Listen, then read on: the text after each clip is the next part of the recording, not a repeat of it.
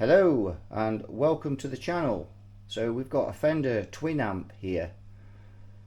Now this used to be a combo, but it's had this rather nice head cabinet built for it, and I think this is a really great idea because these amps are really heavy with the speakers in there. So we're just going to have a bit of a look at this and then get it on the bench. So this has come in, it's got a few problems. One is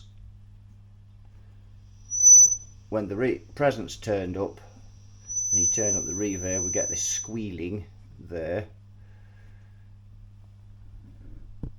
and it just seemed to have a little bit of a background hum. Not massive, but it's there. So it's a twin channel amp, as hence the twin. We've got pull gain for volume. I never said that. That doesn't work. Oh, that's tight. Yeah, pull gain select for the volume there. We've got pull bright there on that one, and we've got another pull volume there. Right, you can see we've got this out of the case now. We can have a bit of a look. So you can see we've got an array of things on the back of this. Impedance selection there. Got extension speaker, main speaker, extension speaker parallel. We've got a balance line. Got switches here for this, for the reverb, I think, for the effects send and return and reverb. You can assign it to channels. Got foot switch, output balance adjust. We've got the bias there. That's what all this is for, doing the bias and balancing the tubes, so forth. Preamp out, preamp in, effects send and return, and we've got the different settings of dB for the effects levels there. Output low and high, standby and power. Usual deal on those. You can see if we look at the tubes, we've got these 6v6 GBs in here. So those Electra tube, those are Chinese. They look quite new, those. What we got here? Groove tubes in there. And what we got in there? That's a Fender tube. And here, that's a Fender tube. What we got around the back? That's a JJ. You can tell. Let's have a look what we've got here. Oh, he doesn't want to come off. We'll have to look at him and see what's wrong with him. Not sure what that is, that one. There. And we've got a couple over here which we can't really see with it being turned this way. We'll look at all those later. So let's get it turned over and then we can have a look inside it. I'll get this camera on the tripod so it's not shaky. So the first things that we see on this amp are the dreaded IC caps on there, although these have lasted a long time, haven't they? And I think it was only in the 2000s that they had problems with these caps, because these are from the 90s. This amp's from the 90s. But yes, I get the impression they look a bit bulgy, but it's hard to say.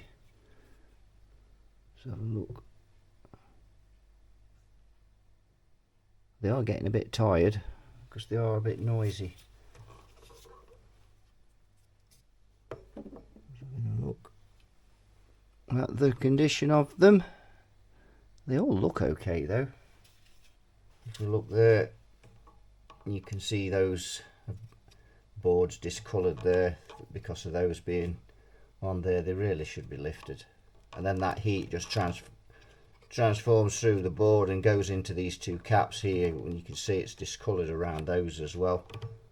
There, as you can see, very discoloured around those. A couple of diodes there sat on the board as well.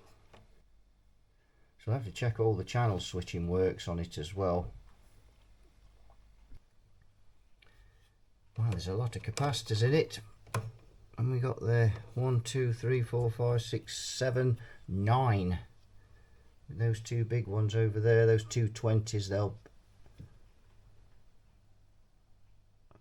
220 at 300 volts. Right, we've got this up and running on the bench. You can see these pull-out controls here.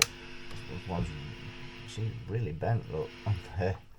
That's had a bit of a clout by the look of it.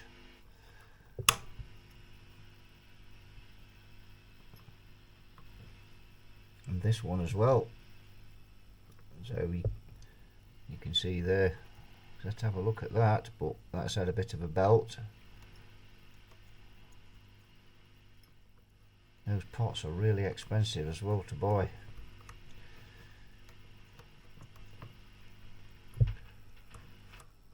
That one's bent as well on there. Probably see.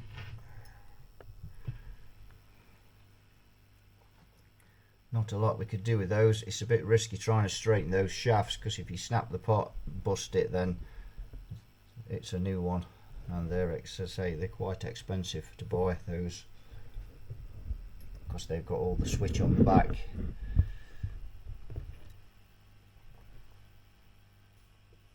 Let's just flick it onto the full, or is it on high? It is on high. It's gone to low.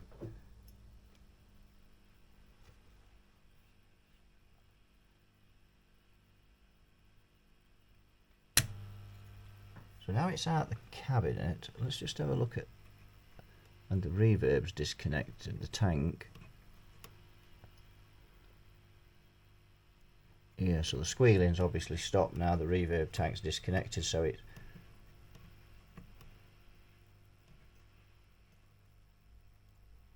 that might just be a tube, microphonic tube, that's causing that. Right, I've got this on the bench ready to recap it, and I've got these screws out of this board. Just made a note of where these terminals go, these spade terminals, and we're going to get this board out, recap it. I've got the caps for here, the big ones. Right, I've got the big caps in, changed these two as well. If you notice the thermistor there, it's all the shells cracking off that, all the black cover in there. So I've ordered a new one of those, because it's obviously a bit baked over the years. So hopefully that should be here tomorrow. But that board's done. Other than that, I have got some in stock, but not that particular one. So now we move on to this board here, and this has got the majority of the capacitors on here. We've got 22s, 22 and 247s, and then we've got 1000 volts here, sorry, 1000 microfarad here at 35 volts. And if we look at this board, we can see that we just put some more light on. So if we look at this board here, you can see it looks a little bit on the baked side, and if we turn it over, just get the camera over there, you can see that that is indeed baked, and it's had work done to it before by the look of it. That's very baked, so we may have some problems. And the feeling why it's baked is because of these two diodes here, which are mounted flat to the board, which may have been better being lifted. And then we've also got two resistors here, which are also generating some heat, and again they are down onto the board as well. They're 7 watts and they are 270 ohms. Well, that one's 270 ohms, and the other one is also 270 ohms. Don't think I've got any of those in stock. The problem is you need to put new ones in to raise them, because obviously there's no legs left on them. Being on a PC board, the legs are snipped. So these two caps will have had a bit of baking. They're Nichicons, so I'm guessing they have been changed at some time. The question is when. I don't know what's gone on here. Someone's had taken a file to that one. I don't know what's wrong with those. But I've got those caps in stock. Those diodes. Yes, I need to investigate that because this board's just getting more and more baked, and these are obviously getting quite hot. Right, so I've cut all the caps out. Yes, I've just spotted something there. There's been some top side repairs done on that board. I didn't see that. Just spotted that now. Let's just have a look. Yep, I'll have to check those on the schematic then. So R138, 1 meg, that's been topside repaired. R139 and R140. Nothing wrong with topside repairs, it's just when you see it, you really need to go and check on the schematic that you know, they might, I'm just going to say they've been lifted. That one's only been done at one end, so I wonder if that's been lifted looking for a fault, but that one has been changed, so has that one. So it's just pays to check if these have been top-sided, just to make sure they are the same values. I think I might replace those while I've got the board out. Yes, I think I might. So yeah, we've got those to look at as well. I mean, this is an old amplifier, you know, it's 30 years old, so you're going to find, you know, you are going to find things that's been worked on over that time. It's a massive amount of time.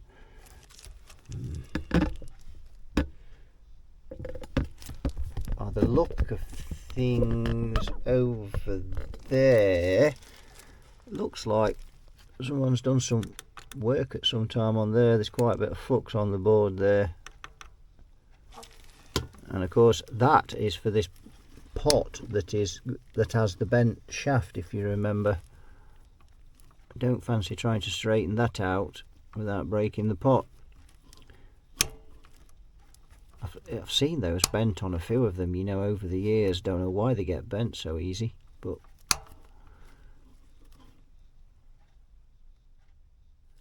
yes, so that looks like there's been, or someone's been touching the soldering up, but it's covered in flux, so I'll probably clean that off. Now this has been added on here, this capacitor, or I suspect it's been added on. It certainly doesn't look factory. So we'll get these capacitors in, and these and these, and we'll cut those resistors out and have a look at that board. I'm a bit worried about those traces on that board when we start soldering. My word, that's baked. Look at those. Whew.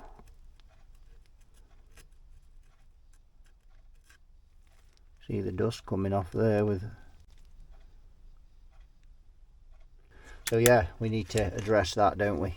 We need to put that in a state where it's never going to get any worse than it is. We'll not get all the burning off the board. There's no way we can remove that. But I've got all the big boys in, but we are waiting, as I say, waiting on some parts. So I've ordered the resistors, the 270s, ordered those from Modulus, and I've ordered a couple of caps from CPC. I've ordered these two and something else, I can't remember, other diodes. So yeah, those two diodes there, which we're going to lift off the board, stop this board getting burnt. So we've got these two capacitors, so I'm going to fit those. Those are 1000 microfarad at 35 volts, and then we've got 22 at 63. So let's hone in on that board. There you can see. Get a bit closer if we can, and just alter that angle slightly. So there you can see the board there and the state that's in. So we need to tackle that next. See if we can clean it up. I've got a couple of caps here just to change these two 22s, I bet they're probably sound, but we'll change them anyway, I think, just for good measure. Anything else? Let's just have a look down there and see what's going on with those topside repairs that were done down there. Just have a look. Well, it looks all right. Oh, there, hang on. Oh, it's had some more work done there by the look of that.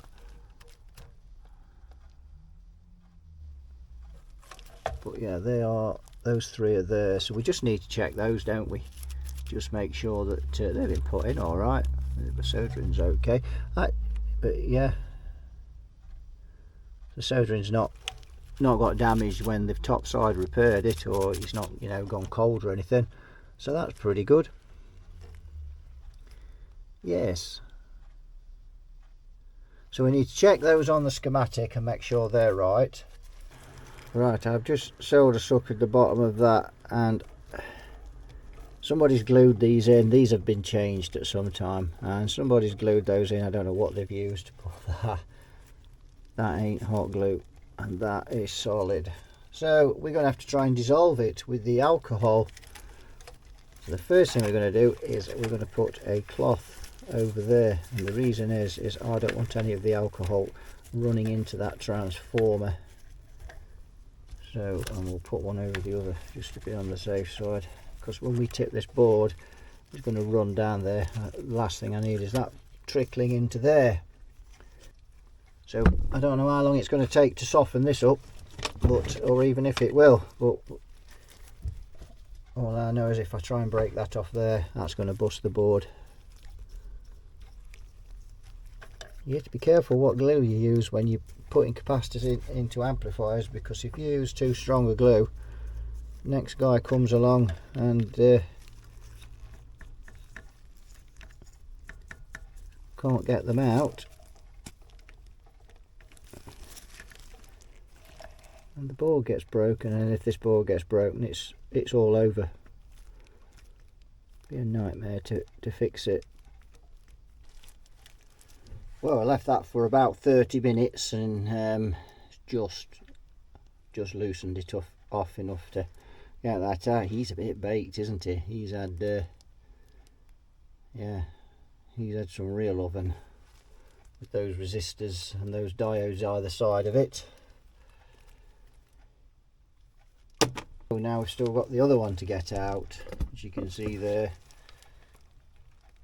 He doesn't want to play ball at the minute, so he may need, he's solid, and I mean solid, so we'll just keep applying a bit of this gumption on the alcohol till he gets drunk and submits, hopefully.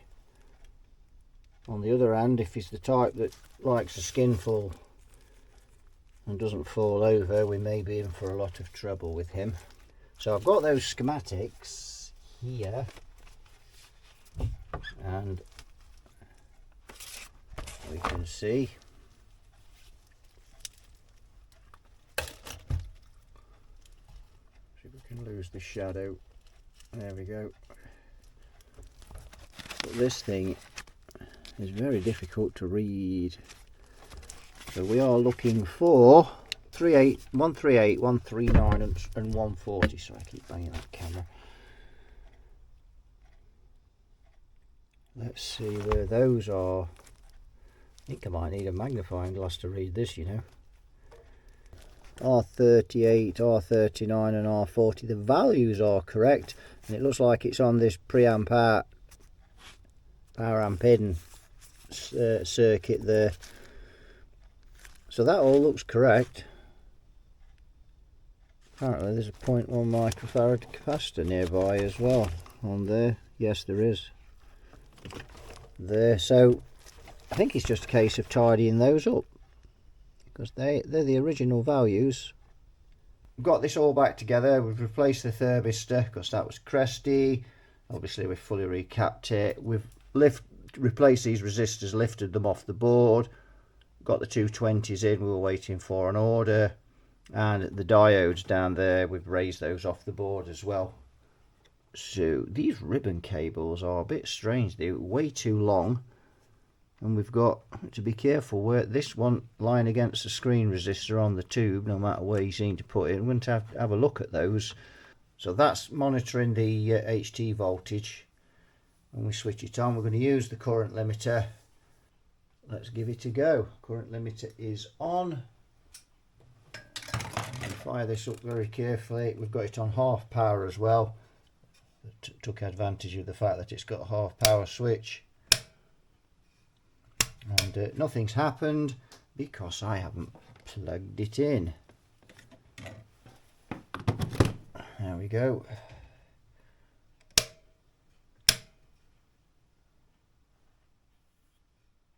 We've got a 15 watt bulb in there at the minute, and that is obviously glowing quite brightly. We need something a bit bigger than that, I think. That'll do for starters. Let's put a 25 in with that. And there you can see the voltage is going up.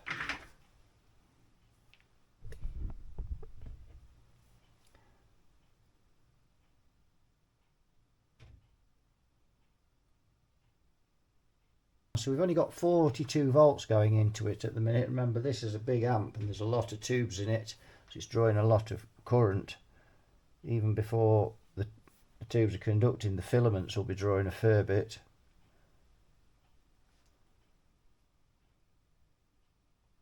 Hmm, 130 milliamps. So there's two reasons why I run these up steady with a current limiter. One is these caps are new, so we don't want to be shocking them to life. And secondly, if I've made any mistakes, I can pick them up. The current limiter will pick that mistake up pretty quick just by monitoring the current on here. You probably can't see that very well, but we've got 190 milliamps now, 92 volts.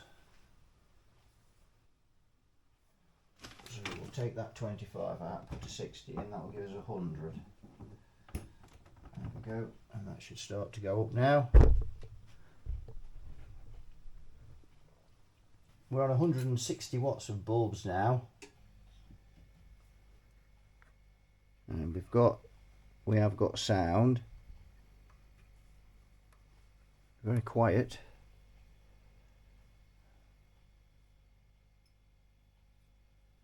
Just remove the 60 and put another 100 in there, so we'll have 200 watts. You should see the plate voltage go up now. Yeah, there we go, 320 and rising, 330.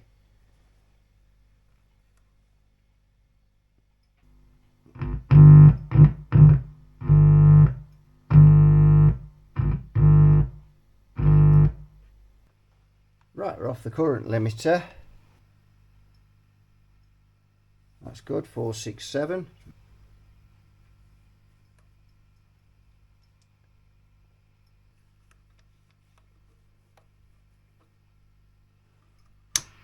And that's the other channel.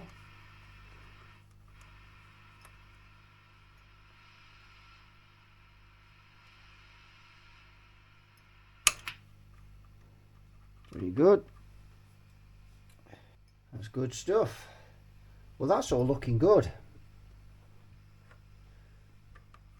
There, all looking good. So we've got 464 volts on the plate. Just looking at the schematic here, it's really hard to see on the camera, but we've got the export transformer wiring diagram for the power transformer. So I'm just going to check to see if that is wired up correctly.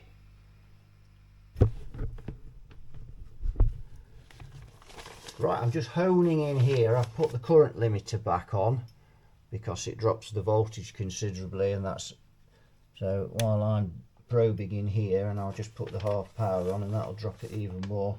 So now I've only got about 169 volts, which is much better than 400 and whatever it was. If we look on here, and I don't know how well you can see that, but we'll pop it there anyway. So CP 8 on 240 volts is white black, and on the switch it would be 230 volts white black on the switch. You can see there on that diagram S78 is the switch, On 240 volts, CP8 is white black, and the switch S78 is black. So if we look on here, white black is on the switch. Is it on the switch, white black? It is, down at the bottom there. Yes. And CP8 is black. So we need to swap those over. So let's just, while it's off the current limiter, let's go on to full tilt. There. We've got 460 volts, so we need to write that, 463. So let's switch off, because we need to change that over. So I need to cut that tie wrap, I think, otherwise it's going to be a bit difficult.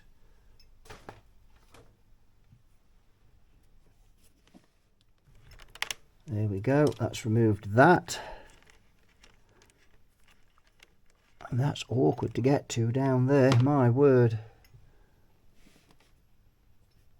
That is awkward. Let's try these pliers to get in. There we go, that's got him off. Let's bring him out. There.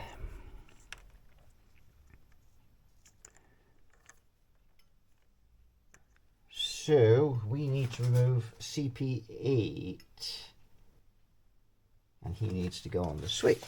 So that one needs to go on there, white black, onto CP8, and we've got to somehow get that underneath there and back on the switch. I think we might have to take the blue one off to get that on. Let's try this method. Yeah, there he goes, he's off, that's good. Let's get the blue off. Just double checking to make sure I'd unplugged it again while we're fiddling with the power switch, but I have. Pop him back on, there we go. Right, now I'm going to put a low wattage bulb in the current limiter to run this up. The reason for that is in case of schematic error. Remember, schematics do get errors from time to time. So current limiter on, and there we go. He's nice and bright.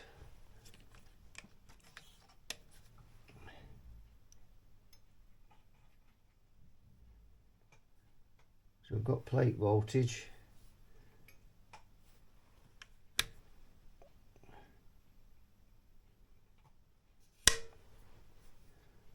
Just looking at the current, that's looking good. Put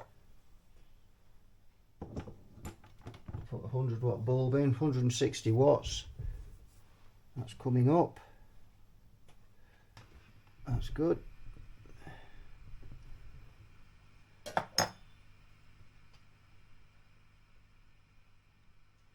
Right, switch off the current limiter and look at the difference now. The plate voltage, how it's dropped. So now I've only got 438 plate voltage, and we'd got pushing up to 460 before. Right, so we're looking at this biasing this amp now, and you can see there we've got no volts and 0.08 volts, which is 80 millivolts. So negative probe in there, positive probe in there, and you set that till it's at no volts. Now I've already set that at no volts, quite easy to do. You just turn this preset here till you've got no volts. Now the bias is the next one, so we put the probe in there, and then we put the probe in there. You can see the meter there. Make sure the amp's on the high setting when you do this, not on the low setting. So if we adjust the bias, so I'm going to leave that at about 75 millivolts. and you can see as the mains power is fluctuating, you can see that's is also fluctuating. So I've just left 5 millivolts off there just for when the main voltage rises, and that one should be pretty accurate. Now we're looking at the scope, so let's just see what it's on a double load. Let's just turn up, have a look what we've got. That's the clean channel, that all looks good. Don't see any crossover distortion. There's the other channel. Got a bit of crossover, but this is the distortion channel, so we will see some distortion there. That's turning the mid control.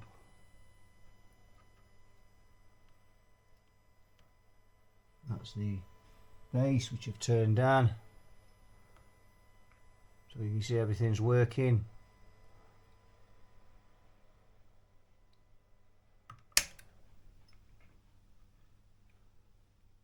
Back on there.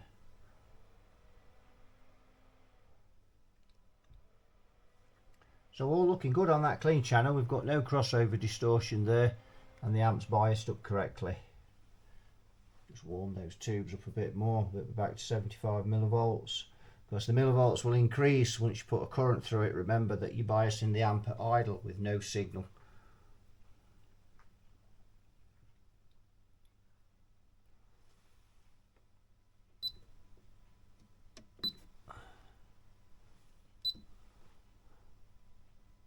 Peak to peak there, 96 volts. Here we go, and that's pushing out 71.9 watts. Like that, flat out.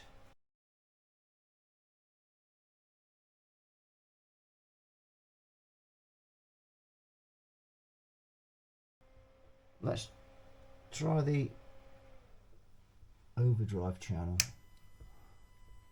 What we're getting there, about the same 96. Yeah, so we're getting about 72 watts out of this amp.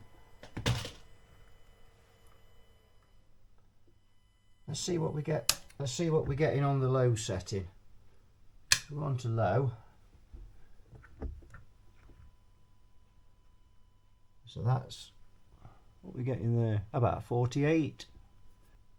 48 divided by 2 times 0.707 squared divided by 16. Well, according to that, we're only getting 18 watts out of it now. That's a hell of a difference. So I'm going to check the bias now using the shunt method on this, which is how I normally do them. Now, the other thing that's happened is the voltage on the wall supply, because I've been off and had something to eat and a bit of a chill out, and I've come back now. The wall voltage is 237 volts, so that's gone up quite a bit. So we're still plumbed in at the back there, and on the other meter. So we're now up to 76 millivolts on there, nearly 77 millivolts. Remember 80 is the peak, and we set that to 75, so that's already gone up a little bit. So we're just about right, I think, with that, because once that hits about 240 volts, we'll not be far off with that. A little bit out, but not much. So I'm now testing the volts drop across the plates from the center tap. I've already tested the resistance across each side of the transformer. I've got on this left pair of tubes I've got 36 ohms, and on the right pair I've got 37.6. You've seen me do this before on lots of amps. So I've got 2.3 on the right side, and I've got 2.6 there on the left side. Now we just need the plates the plate voltage. So to get that, remove that. Oh, and then go to chassis, and we've got, you can see that plate voltage now is up to 451, where earlier when it was at 230 volts it was about 438.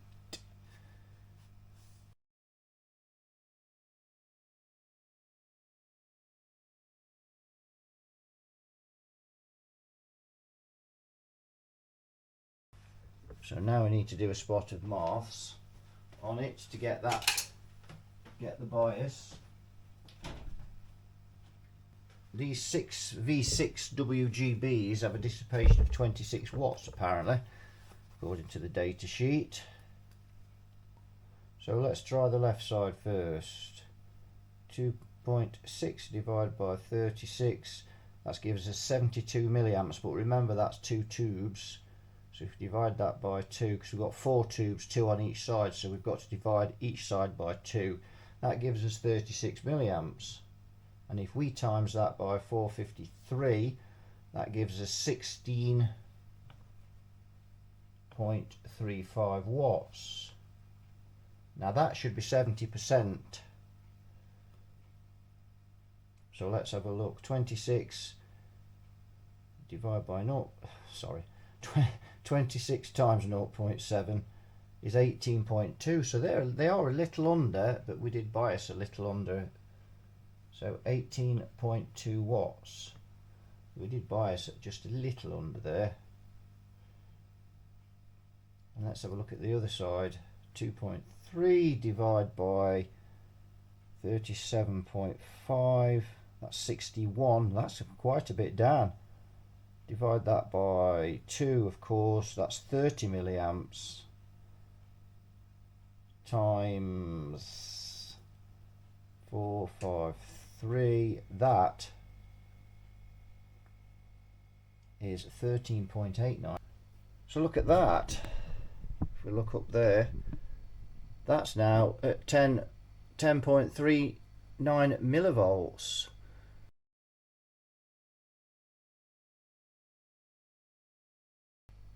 So let's alter that again.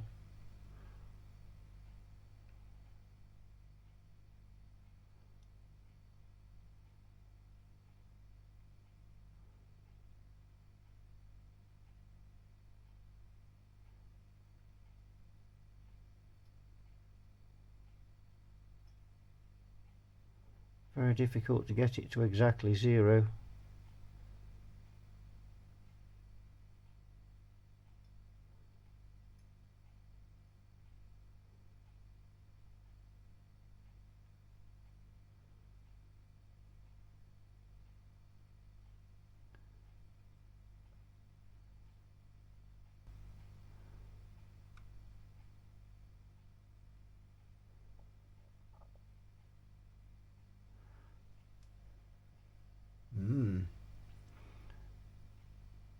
That's pretty close. And you can see now that voltage has dropped to 447. So let's do the readings again. Now, yes, we'll stay on there, and we'll go off here. Go on to the center tab where we were. Let's just come off. Let's just look back down here again. So we've got that. Oh, now look at that again. So what's going on there?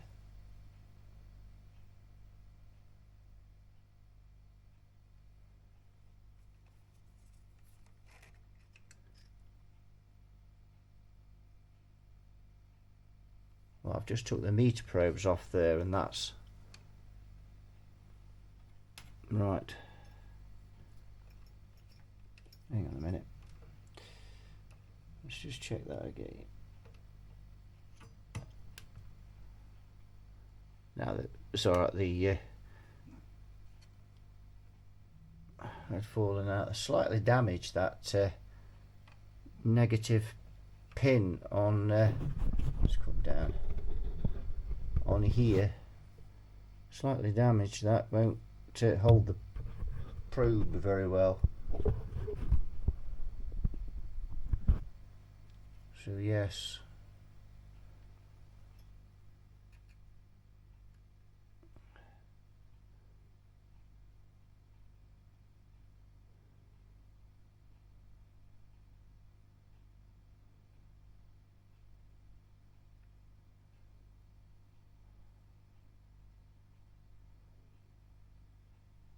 That's very close.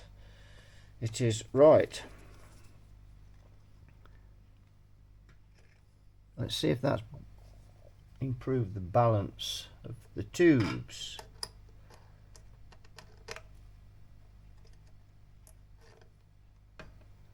Well, that's 2.6 on that side. That's on the left side, which is what we had before.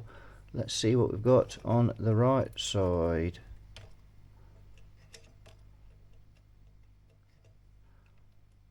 .7 now. 2.69. So that has balanced those out, hasn't it? Pretty much. 2.6, 2.7.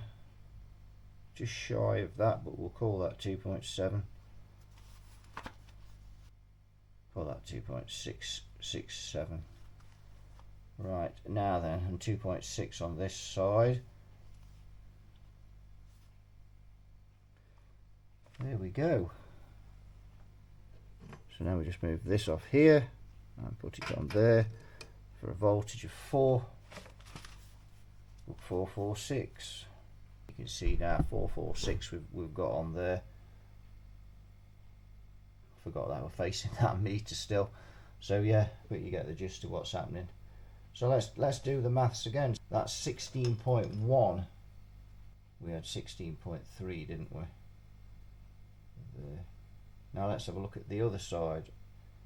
2.67 divided by 7.6. Now that's looking much better. Divided by 2, that's 35.5 milliamps times 446 equals 15.8. 15.8 watts. Remember that 70% is 18.2 or 18 watts for the sake of splitting hairs. So 76 milliamps we've got on there. So now I'm going to take that up because we are a little out. So 80 milliamps is what we're looking for, and we can probably go to that now because we're nearly at 240 volts on there. We're pushing up to 238.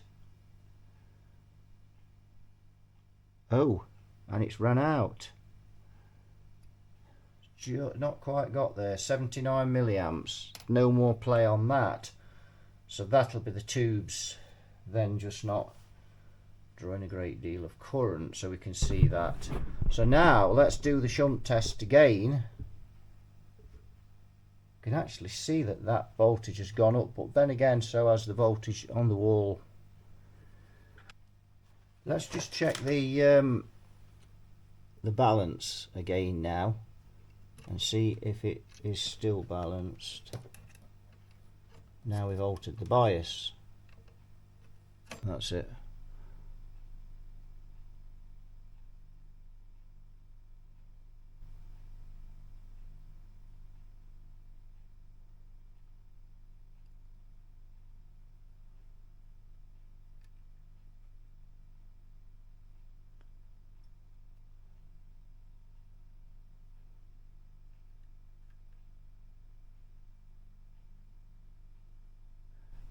Probably do with a bit better pot for this.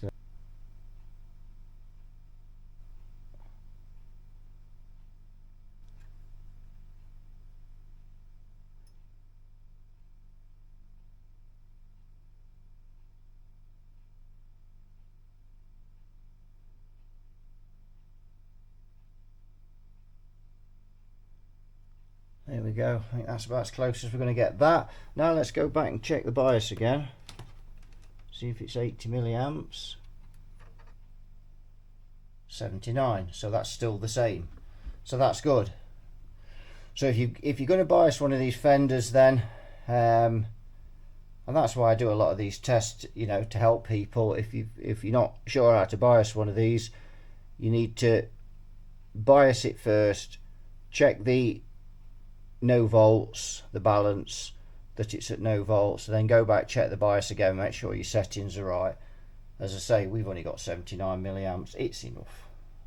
I mean, the other reason why I'm doing this shunt method is that, remember that this bias system, back here, sorry, this bias system that we've got in here is based on components. So for instance, the resistors may have drifted slightly, so it's why I always do this shunt method, because the only thing that can be out is your meter, and if you're sure that your meter is 100%, then you know your bias is going to be right. With that system, well, you know, are you 100% sure you're getting it right? But we'll see now. So let's start with the left side, 2.67. Let's divide that by 36 equals, that's now 74 milliamps.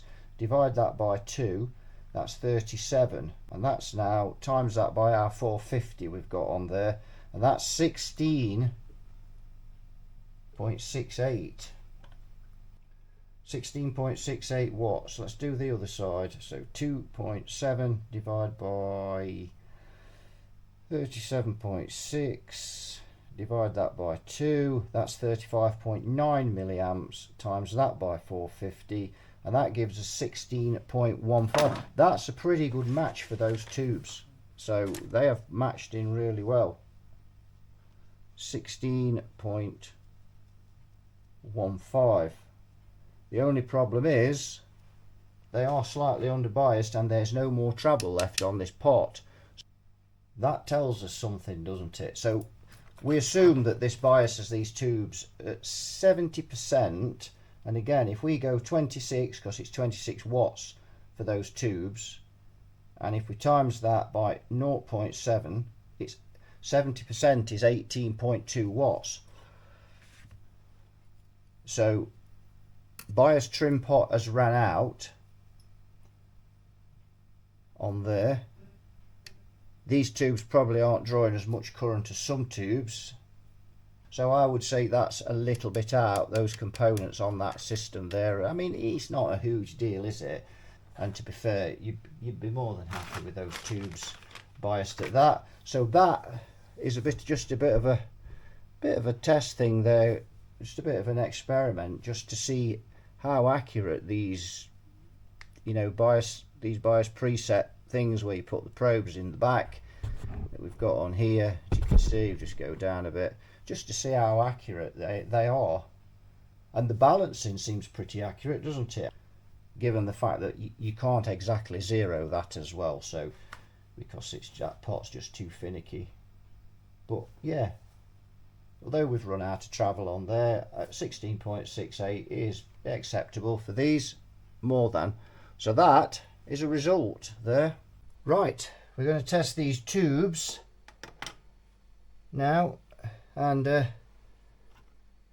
I've been going through testing them. They all test good, so we're just going to test show you the last few that I've tested. Now I've just dropped a 1287, a Jan. I found a Jan 12AX7, so we've put that in the customer stash, and I've also found a Genelex 12AT7, and I've put that in the amp. It's a little bit of compensation for the customer there. So, and I'm going to soak for the rest of the evening now, because I've broken a tube and I hate it when I do that. It is just sacrilege. You can see the tubes there, and I had actually filmed, or thought I'd filmed, doing the others, but I'm afraid I hadn't switched the camera on. It's getting rather late now, and I've gone into lemon mode. So let's give this one a test. Yes, he's a result on there. He's a result. No shorts. Now this 12AT7, which is why I was going in the customer stash, is a dud. Although the filaments light up, it doesn't measure anything on the meter, hardly at all. It's a bad tube. Another 12AT7 there. I really ought to just look at the tube complement on this, which is normally in the on the label on the inside the combo, but of course that's gone. So because this is now in a head, remember. That one's a good one. Not quite as good as some of the others, but it's still plenty good enough. And so is that one. So that's okay. It's good. Bit of gumption in his loins, in his socket. There. And the last one is a 7025. Let's give him a test.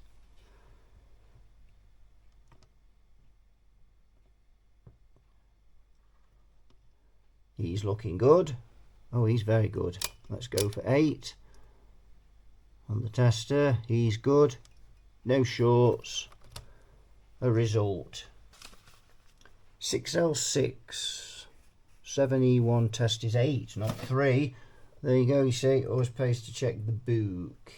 6L6 WGB. Let's pop him in there. This amp is so big. There's not room on the bench for put this on. Yeah, that's okay. Yeah, that's a good one. There it goes.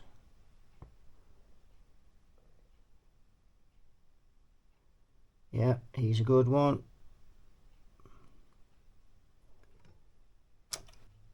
Oh yes, that one's okay as well. Yep. Yep, no shorts on that.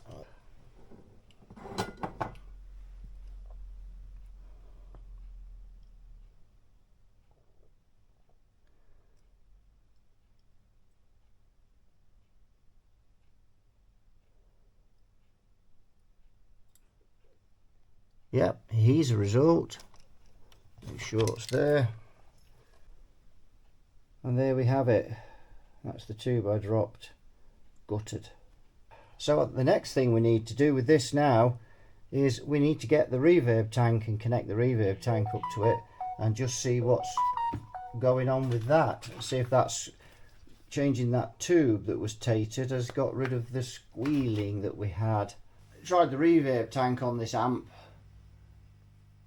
that was in the cabinet, and we've got seems to be a few problems. I've now got another reverb tank on this amp and it's working just fine.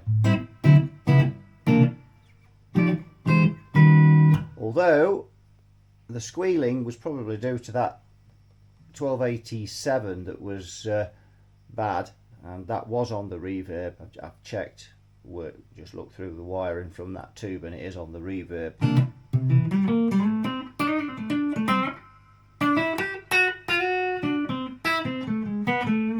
Now you can turn the presence right up on the amp, on the reverb right up. We've got no squealing.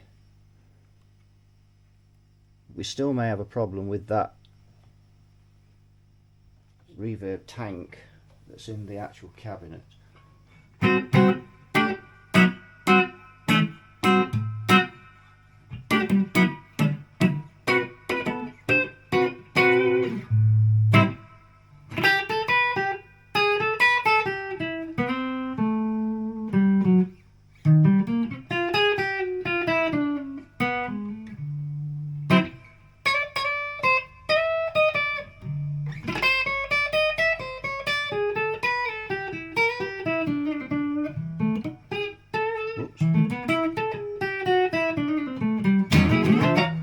So there we go.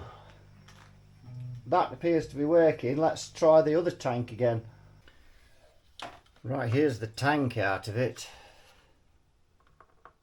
Some PC boards on there, you can see. And yes, I've got the phonos dangling over the amp. It is switched off.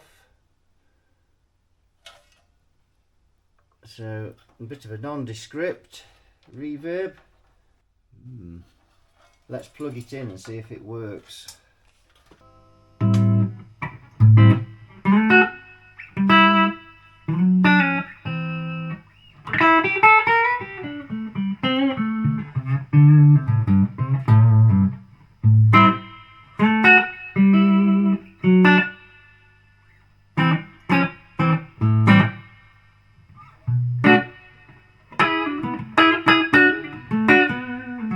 nice as the Accutronics one though that we had plugged into it earlier. That's a much nicer reverb tank, but that one works. So is the cable broken then? Because I'd got no ground on it. It was humming. Let's try its original cable now. That was the cable that I'd got plugged in here.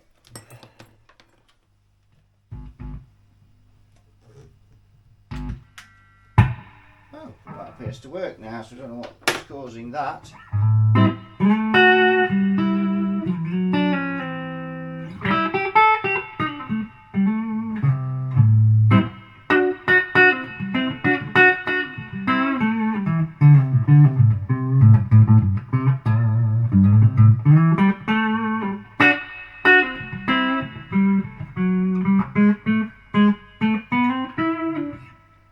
Appears to work, so I'm just going to have a bit of a search around, make sure there's no loose connections going up to the phono sockets, because of course we've had the right. I've got the reverb all back in and that's running okay, but this is on standby now.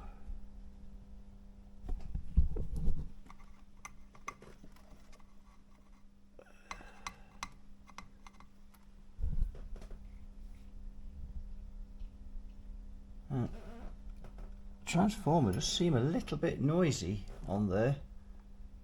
You can hear, and when we switch on from standby, slightly amplified. We've also got some other noise coming from these tubes.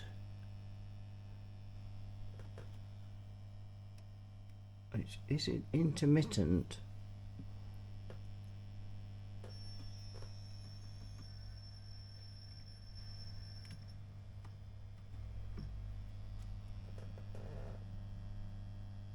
Seems to have stopped now. There's something not quite right with those tubes, I don't know. Like a very metallic squealing noise. Nothing coming through the amp there when you're playing the guitar.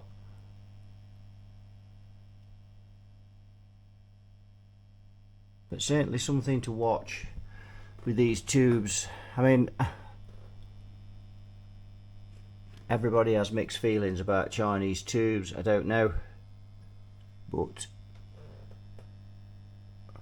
there's something not quite right. But it's running fine, and it's been running for quite some time now. It's just a little noisy when it's running, that's all, but maybe that's just down to the PC board layout, I don't know.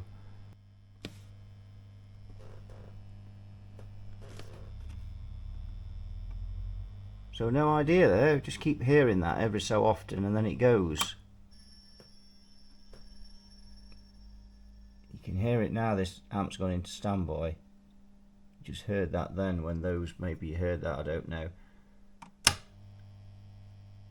But that's the noise you keep getting when the amp's running sometimes.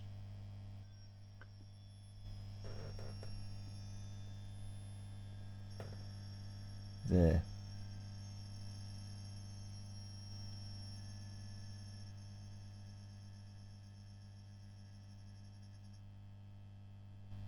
Strange. Not heard that before as I can ever remember. I've heard tubes that are doing that constantly, but not intermittently. Of course, the other thing this amp doesn't have, because it's in a different cabinet now, there's no screening on the inside of the cabinet. You know, normally have metal plate or something to screen them, but there's nothing on this one. It is just a little noisy, but it's all there and it's running okay. Right, I've got this Fender Twin up on the 4x12.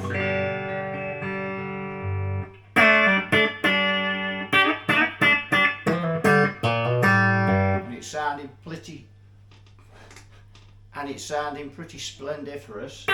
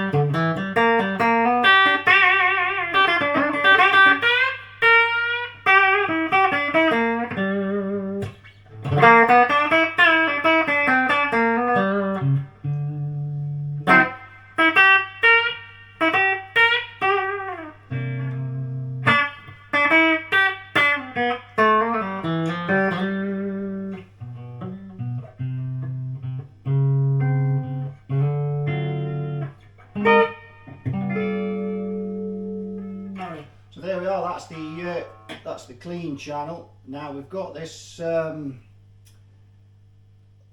pull out boost here, there. So I've not got my glasses on, so I'm having to focus a little more before I pull the buttons.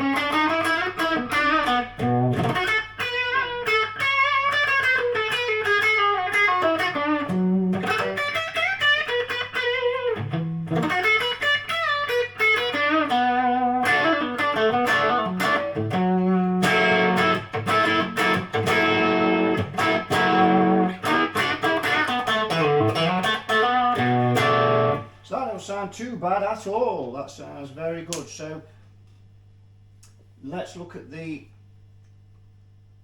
other channel. So what we want to do with this one is get a bit of gain on it.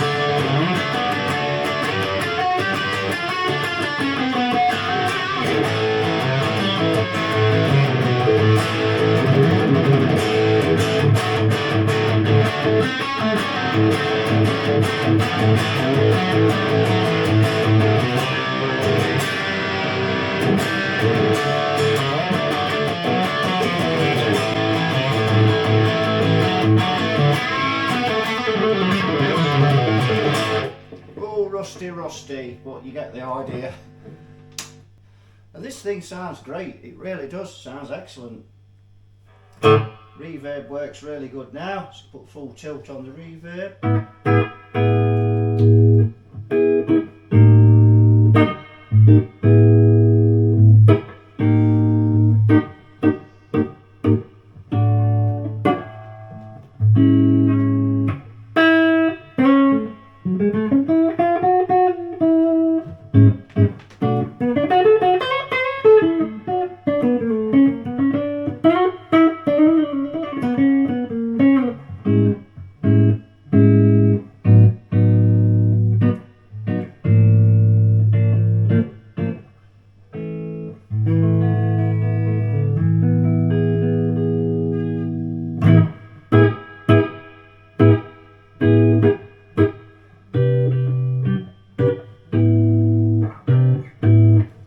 Sounds great. Little bit noisy, this amp, and as I said, one of the things that could be is there's no screening inside this cabinet, because obviously this cabinet's been built for this amp at some time, and it's a nice enough cabinet, it's all ply, but yeah, it is a little bit on the noisy side, and there's nothing plugged into it now. Those tubes in those Chinese output tubes, they sound great, but they have got a little bit of a metallic noise, and I can hear those rustling away occasionally. So I'm not sure again what, but it's not all the time. It seems to be intermittent. It's only sometimes. Now, I don't want to be berating Chinese tubes. I know some people really don't like Chinese tubes. I'll be honest, you know, I've found some Chinese tubes that have been great. I've found some that have not been. Little bit concerning, that metallic noise in there. And these tubes do sound good. It's just how much longer they're going to last if they've got, you know, internal problems like that. But all in all, it's a great sounding amp. We've solved a lot of problems. Remember, the reverb was squealing when we turned up the reverb. We've tested all the tubes, and those output tubes, they test good on the tester, but obviously when you put 450 volts on them, well, that's a different thing entirely. So yeah, but that'll do it for this one, because I'm waffling now. So you all take care, and I'll see you all in the next video. Bye bye for now.